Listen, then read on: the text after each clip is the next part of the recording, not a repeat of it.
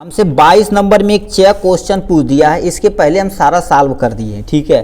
Check question पूछा, एक पासे को एक बार फेंका जाता है, निम्नलिखित को प्राप्त करने की प्रायिकता ज्ञात कीजिए। सबसे पहले क्वेश्चन पूछा एक अभाज्य संख्या 2 नंबर का, ये 2 और 6 के बीच स्थित कोई संख्या भी ज्ञात करना, ये भी 2 नंबर। 2 नंबर ये, 2 नंबर ये, तुम्हारे पास कितना नंबर का 4 नंबर। और प्रायिकता देखा जाए तो बहुत आसान और बहुत सही तरीके से समझने वाला टॉपिक है कंपेयर टू अदर टॉपिक, ठीक है। तो कह दिया एक पासे को एक बार फेंका जाता, पासा जो तुम्हारे पास लूडो खेलते हैं, चलिए कोनो टेंशन नहीं, लूडो खिलाते हैं, ठीक है। तो ये तुम्हारे पास क्या होगा, 22 नंबर का तुम्हारे पास क्या होगा, च हो गया। अब ये कैसे सॉल्व करते हैं इसे आपको दिखाते हैं। देखिए आप देखा जाए तो तुम्हारे पास एक पासा हो गया, तो कुल परिणाम जो लिख सकते हैं, ठीक है, कुल परिणाम जो हम लिख सकते हैं, ठीक है। यहां से तुम्हारे पास एक पासे में 6 होते हैं, तो यह चाहे 1 आए, चाहे 2 आ सकता है, चाहे 3 आ सकता है, चाहे 4 आ सकता है, चाहे 5 आ सकता है, चाहे 6।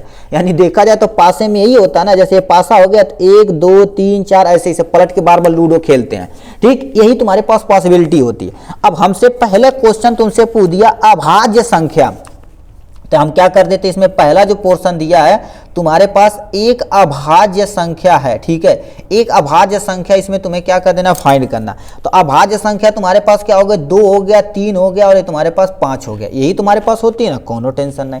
तो तुम्हारे पास क्या लिखा है, अभाज्य संख्या। तो P मान लेते हैं, तुम्हारे पास क्या होगा, एक वैल्यू कुछ भी मान सकते हो, P अभाज्य संख्या, ठीक। तो बताओ कितना, 1 2 3 है, तो टोटल पॉसिबिलिटी 3 है, और कितना तुम्हारे पास पॉसिबिलिटी कुल है परिणाम 6 है, ठीक। तो हम 6 कर देते हैं, बराबर में देखा जाए तो 1/2, यानी 1/2 तुम्हारे पास क्या होगा, एक अभाज्य संख्या आ गई। एक आंसर इसका कहेंगे इतना गुरुदेव, इतना ही छोटा है, ठीक है, सब बड़ा नहीं पूछता मेरे भाई। 2 हो गया। दूसरा नंबर में क्वेश्चन में हमसे क्या पूछ दिया, 2 और 6 के बीच स्थित कोई संख्या तुम्हें ज्ञात करना। चलो कोई टेंशन नहीं, 2 और, ठीक है, 2 और 6 के बीच, ठीक है, 2 और 6 के बीच स्थित, ठीक है, 2 और 6 के बीच स्थित, ठीक है, कोई संख्या तुम्हारे पास। अब बताओ 2 और 6, 2 और 6 के बीच में यही तुम्हारे पास संख्या, इसी में निकाल लेते हैं। कोई संख्या तुम्हारे पास क्या होगी, इसको बारे में बताना पड़ेगा। ये बताओ क्या कर सकते हैं, 3 दिया है, 4 दिया है, 5 दिया, यही दिया ना, तो कोनो टेंशन है गुरुदेव नहीं।